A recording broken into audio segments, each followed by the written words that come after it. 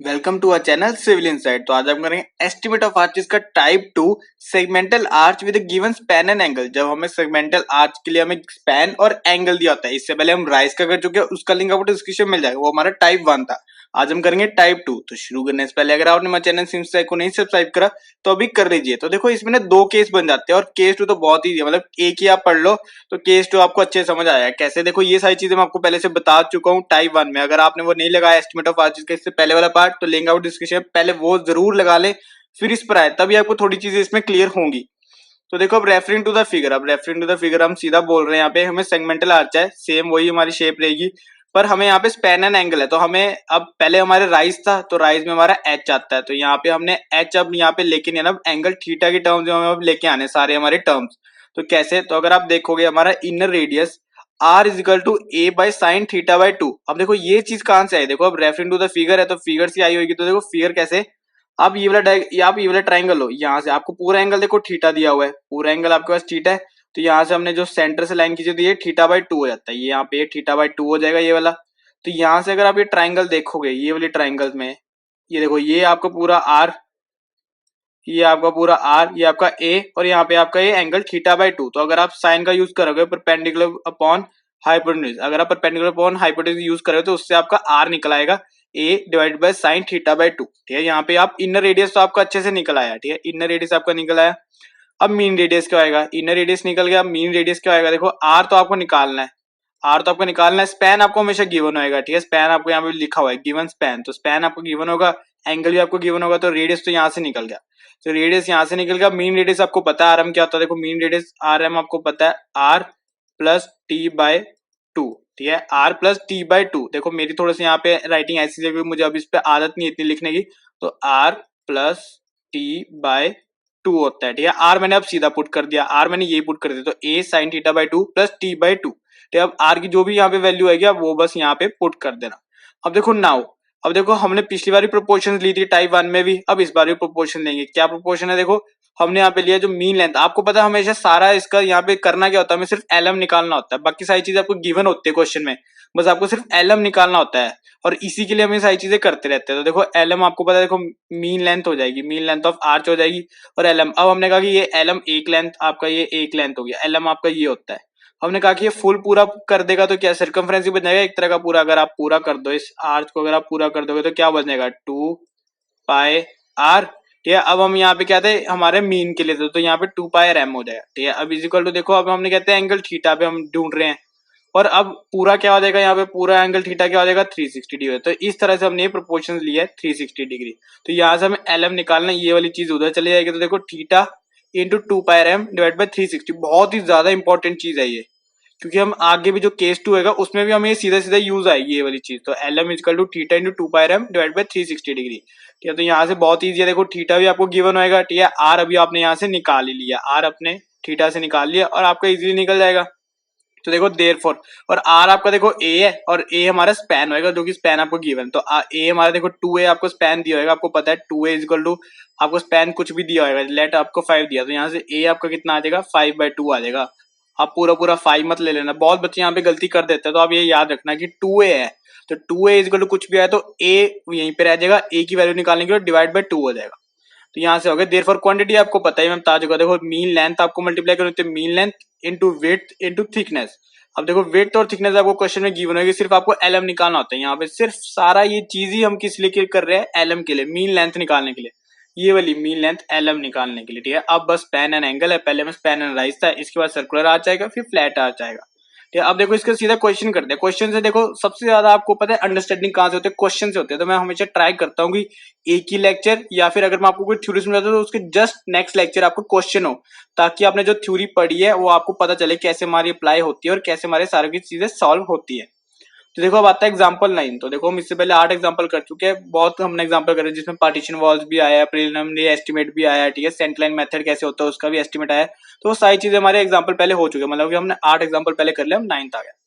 तो estimate the quantity of first class arch work in 10 nos of segmental arch. तो कहते हैं कि यार आपको क्वांटिटी निकालनी है फर्स्ट क्लास आर्च वर्क की, जो कि आपको 10 के लिए निकालनी है। 10 nos of segmental arch openings having a span of 2 metre, span आपको दे दिया 2 metre with 75 angle at centre and 20 centimetre thick in a 30 centimetre veranda wall of a public building. Of a public building. अब देखो, अब इसमें सारी चीजें, पहले देखो क्वेश्चन समझो, आप ये अभी छुपा लो इसको, आप हाथ रख लो स्क्रीन पे अपने, अभी आप इसको देखो मत, अगर आप इसको पहले देख लिया ना आंसर को यार तो मजा नहीं आएगा। देखो अगर आपको समझाऊं, एस्टिमेट आपको करना है क्वांटिटी का। देखो आपको स्पैन दे दी 2 मीटर, अगर मैं आपको ये चीज बनाऊं तो आपको देखो स्पैन आपको दे दी 2 मीटर, स्पैन आपको दे दी 2 मीटर, ठीक है। अब देखो इन्होंने कहा है कि इसका ये जो चीज है, इसका अगर 75 डिग्री एंगल एट सेंटर बनना है, तो अगर जब आप यहाँ से ऐसे एंगल निकालोगे तो आपको 75 डिग्री सेंटर पर आपका 75 डिग्री बन रहा है, ठीक है। And 20 centimetre thick in 30 centimetre veranda wall of a public building. तो इन्होंने कहा कि 20 सेंटीमीटर थिक है, इसकी थिकनेस तो आपकी कितनी आएगी, 20 सेंटीमीटर आएगी, मतलब कि आपकी यहाँ पे 0.2 मीटर आपकी यहाँ पे थिकनेस आएगी। अब देखो कंफ्यूजन है थोड़ा यहाँ पे, देखो थिक इन 30 सेंटीमीटर वरांडा वॉल। अब देखो वॉल आएगी तो वॉल के ऊपर डालोगे तो वॉल की जो विड्थ होगी वो इसके लिए विड्थ भी हो जाएगी, है ना। आर्च इसके लिए विड्थ होगी, जैसे अगर मैं आपको समझाऊं, ये हमारा ये आर्च है, थोड़ा बड़ा दिखाता हूँ यहाँ से, ये देखो ये हमारा आर्च है। अब देखो ये कुछ इस तरह से हमारा आर्च बना। अब देखो इन्होंने कहा है कि 30 सेंटीमीटर, मैं कह रहा हूँ 30 सेंटीमीटर इतना ही है, ठीक है, यहाँ से इतना ही है। तो यहाँ से जब आपने ये बनाया तो 30 सेंटीमीटर वॉल के लिए आपका देखो ये हमारी विड्थ हो जाएगी, ठीक है, डब्ल्यू, ये आपकी थिकनेस हो जाएगी, और ये आपकी एल एम हो जाएगी, मीन लेंथ, ठीक है। अब आपको अच्छे समझाने डायग्राम में, थोड़ा सा अनक्लियर सा डायग्राम अच्छा नहीं बना, लेकिन ये सारी चीजें मैंने बहुत अच्छे से आपको समझाई है। तो डब्ल्यू आपकी विड्थ ऐसे आएगी, और वही हमारी ये 30 सेंटीमीटर ब्रांडा वॉल है, तो ये वॉल के लिए ऊपर है, ये पूरी यहाँ से ऐसे वॉल जा रही है, तो वॉल पे हमने ऐसे बनाया। तो आप सोच सकते हैं, मुझे ये मन में इमेजिन हो गया, तो आपको तो हो ही जाना चाहिए, ठीक है, मुझे मन में इजीली इमेजिन हो गया, यहाँ से आप पता वॉल है, यहाँ से आपने ओपनिंग दे दी। तो अब देखो अभी सारा क्वेश्चन आपको समझ आ गया। अब देखो अब सिंपल आपका सोल्यूशन निकल जाएगा, अगर आपको क्वेश्चन समझ आ गया तो सोल्यूशन बहुत ही इजी रहता है निकालना। तो देखो अब गिवन हमें स्पैन 2 दिया हुआ था, ठीक है। सेंट्रल एंगल आपको थीटा 75 डिग्री दिया है, थिकनेस अभी मैंने समझाया 0.2 मीटर्स, हमने सब कुछ हम मीटर्स में लिख लेते हैं, तो थिकनेस आपकी टी आपकी 0.2 मीटर्स, और विड्थ आ गई आपको 0.3 मीटर्स, ठीक है। तो विड्थ आपकी डब्ल्यू 0.3 मीटर्स, ये आपको मैंने समझा दिया कैसे हमारी विड्थ आई, थिकनेस, सारी चीजें। अब आपको पता है, देखो सबसे पहले आपको इनर रेडियस निकालना है, तो इनर रेडियस निकालना है, r equal to A by sine theta by 2।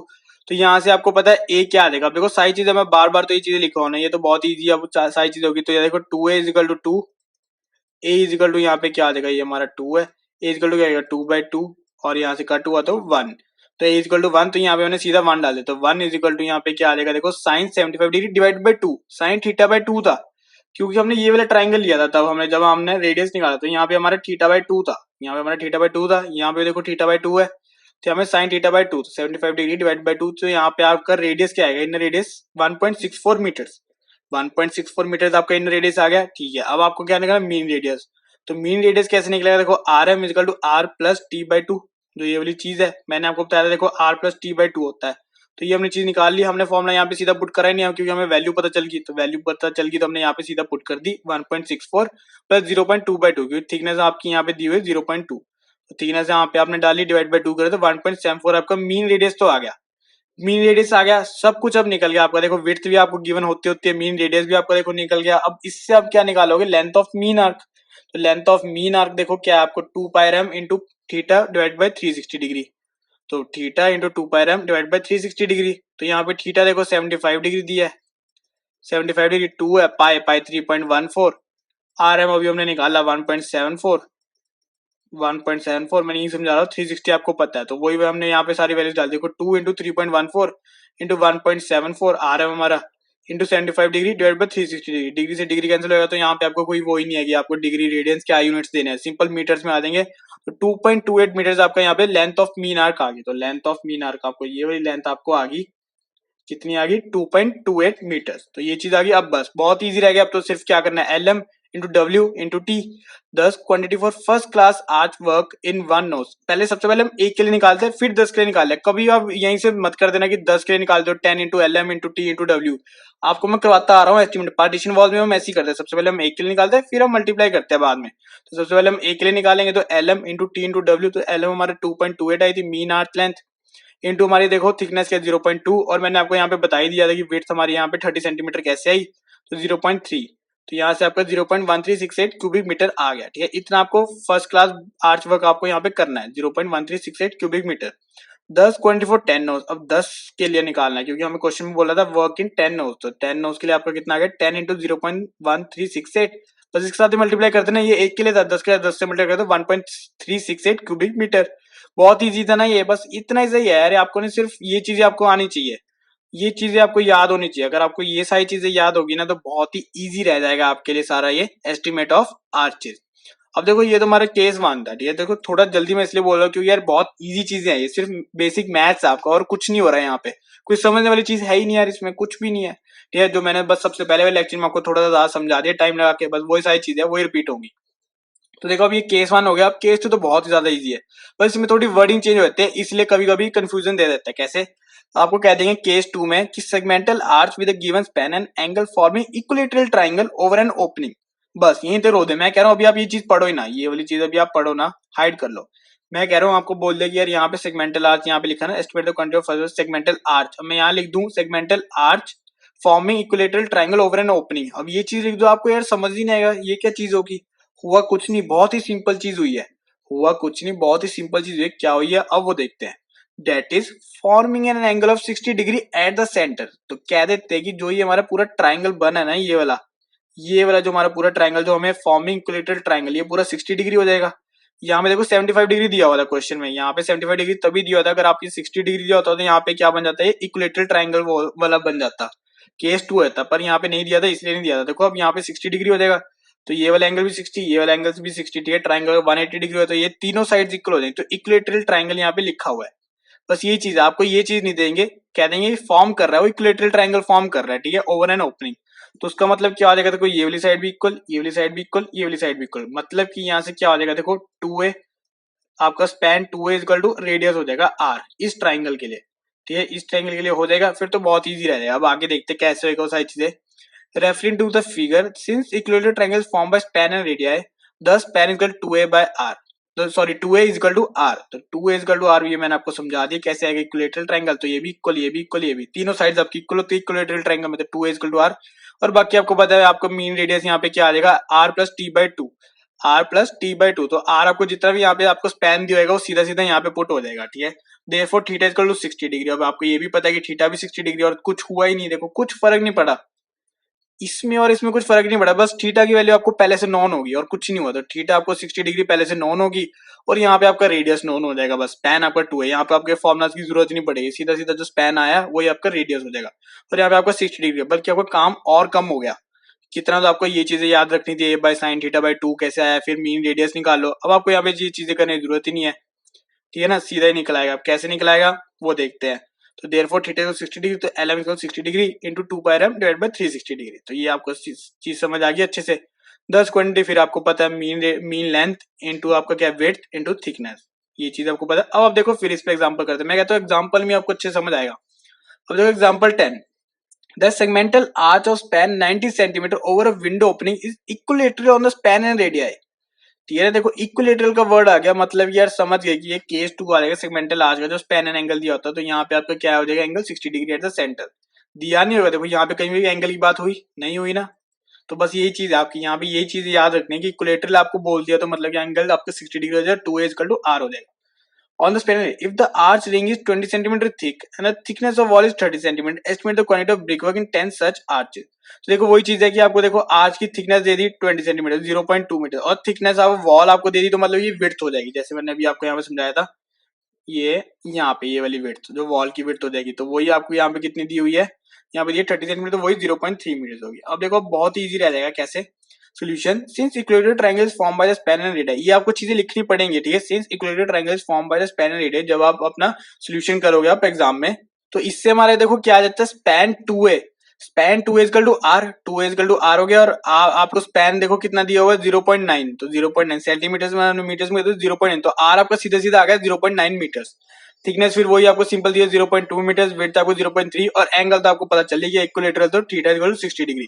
अब मीन रेडियस का भी आपको पता है, देखो यहाँ पे मैंने एक चीज लिखी है, यहाँ पे मीन रेडियस, हाँ देखो मैंने मीन रेडियस यहाँ पे लिखा ना, क्योंकि जरूरी है, मीन रेडियस ही आप यूज करते हैं, इनर रेडियस नहीं यूज करते।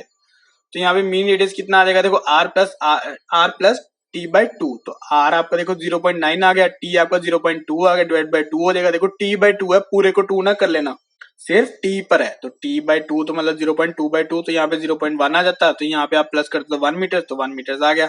मीन रेडियस आ गया, थीटा आपको देखो 60 डिग्री पता चल गया, क्योंकि ये आपका इक्विलेटरल ट्रायंगल, तो मीन आर का आपका देखो यहाँ पे वही सिंपल आ गया। तो यहाँ पे हमने फॉर्मूला में पुट कर दिया, देखो 60 डिग्री इंटू 2 पाई आर ठीक है। आर एम है यहाँ पे जो आपका मीन रेडियस है, मीन रेडियस आपका 1 आया है, तो यहाँ पे 360 डिग्री कुछ रहा ही नहीं सॉल्व करने के लिए। और तो यहाँ पे आपका सिंपल आपने वही चीजें पुट करी है, देखो 60 degree into 2 into 3.14 into 1 divide by 360, तो 1.047 आपकी क्या आ गया यहाँ पे मीन आर्क आ गई। तो लेंथ ऑफ मीन आर्क आपकी एल एम आ गई 1.047। तो यहाँ से आप देखो 10 क्वांटिटी फॉर 1 हो तो हमेशा पहले निकालो फिर उसका 10। देखो जब हम टेबल पे करते हैं तो हम यहाँ पे आपको नोज लिखा होता है, ठीक है, वहां पे आप मल्टीप्लाई 2 करते हो, लेकिन यहाँ पे तो आपकी length into breadth into height तो एक के लिए होती है। नंबर कितना है तो हम मल्टीप्लाई करते हैं, तो सबसे पहले हम एक के लिए निकालते हैं। तो यहाँ पे थोड़ा भी टेबल कुछ बन नहीं रहा, आपको सीधा सीधा क्वेश्चन है, तो यहाँ पे इसलिए मैंने ऐसे अलग अलग कहा है कि आपको करना जरूरी है। तो क्वांटिटी फॉर 1 क्या होगी, l m into t into डब्ल्यू, थिकनेस विड्थ और आपकी मीन आर्क लेंथ। तो यहाँ पे 1.047 इंटू आपकी थिकनेस कितनी दी हुई थी 0.2 इंटू 0.3 आपकी विड्थ दी हुई थी। तो यहाँ से आपका आ गया 0.0628 क्यूबिक मीटर। बहुत इजी था। अब इन्होंने कहा कि देर फॉर क्वांटिटी फॉर 10 हो, तो आपको कहा था ब्रिकोविन 10 सर चार्जेस में निकालना है, तो 10 इंटू 0.06828 आपकी यहाँ पे हमने मल्टीप्लाई तो 0.628 क्यूबिक मीटर आपके क्वांटिटी फॉर 10 आ गया। बस देखो बहुत ही इजी था ना। देखो एक चीज बस इसमें देखो केस टू बस ऐसे बना दिया कि इक्विलेटरल बताने के लिए कि यार इक्विलेटरल अगर आपको वर्ड आ जाए तो उसका क्या मतलब होता है, लेकिन बात वही है कि बस ये दो फॉर्मूला आपको बहुत ज्यादा इंपॉर्टेंट है।